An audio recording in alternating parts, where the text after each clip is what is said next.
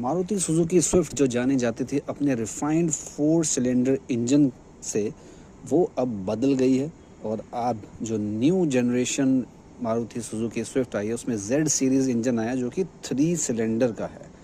यानी कि अब आपको और ज़्यादा माइलेज मिलेगी, बिकॉज 3 सिलेंडर इंजन थोड़ी ज़्यादा माइलेज निकाल के देता है। मारुति वालों, माइलेज छोड़ोगे नहीं, इंडिया को माइलेज की आदत डाल दोगे। सेफ्टी पर भी कुछ ध्यान दिया है कि नहीं?